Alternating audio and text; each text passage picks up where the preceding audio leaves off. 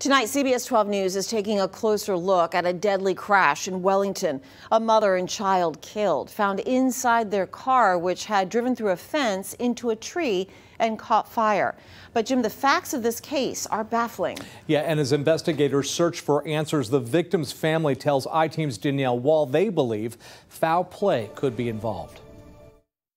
Before the crash, it's believed that Sarah Charles was heading to Pompano Beach from West Palm Beach. Getting directions to Pompano Beach. Starting route to Pompano Beach. Wellington is far out of the way, several miles west of the most logical route. And her car was found partially buried. Those two details are disturbing enough, but here's one more. Days before Sarah's death, she allegedly received a strange warning. March 1st at 3 in the morning, deputies discovered a burning car under a pile of branches and brush. Inside, the bodies of 25-year-old Sarah Charles and her 5-year-old daughter, Lexi. What made their Camry veer off the road? What brought Sarah and her young daughter to Gracita Street in the first place? Her cousin describes the family's grief and their search for the truth. It's like we have a big puzzle right in front of us, and there's no way I can put it together myself. I need help. I need help to put this puzzle together. Because any of this don't make any sense to me. Mathilde Lubin has been to the crash site a lot. The family held a vigil here. The candles and pictures remain. Singed pages of scripture are scattered about too.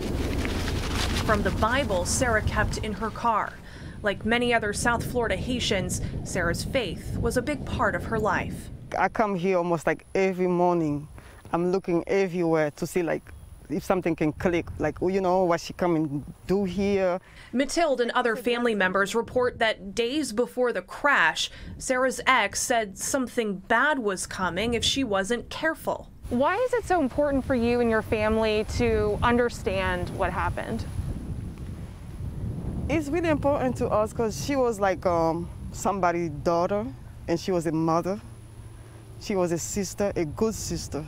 Mathilde says her cousin Sarah was at a crossroads, studying to become a nurse to provide for Lexi and her infant daughter Naya.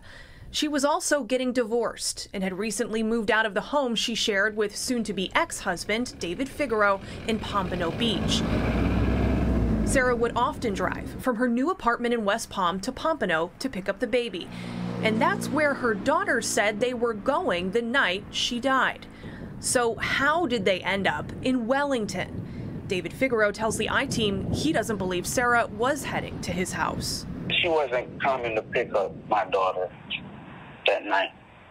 That's the mystery about it. We don't know what she was doing over there at that time. We don't know. David declined to speak with us on camera, but says he knows his ex-wife's family is suspicious of him. The divorce was messy, and so was the ongoing child support battle. He insists he is not involved in her death and agrees that the circumstances don't add up. I know Sarah would not be out at 2 o'clock in the morning with our daughter like that. That's very odd to me. I can't answer that question. That's the question I want an answer for. Sarah's family has recordings of phone calls between Sarah and her brother Stanley. They give some insight into what may have been happening in the days before the crash. That's Sarah's voice, speaking in Haitian Creole to her brother Stanley. They're talking about recent conversations and threats from her ex. Sarah's saying, every time I talk to him, it's always something bad might happen, and that he's going to be sorry. Here's Sarah's brother, Stanley. You always talk this way with me about my sister. You're saying David told you recently that something bad would happen to Sarah, and he didn't care if he went to jail. Yeah, he said he don't care if going to jail, don't care. David denies threatening anyone, and he says on the night of the crash, he was working in Orlando, hours from the scene. We just need justice for Sarah. We need help. Even you don't know Sarah or you don't know Lexi, it's hurt. It's two young people, like 25 and 5 years old.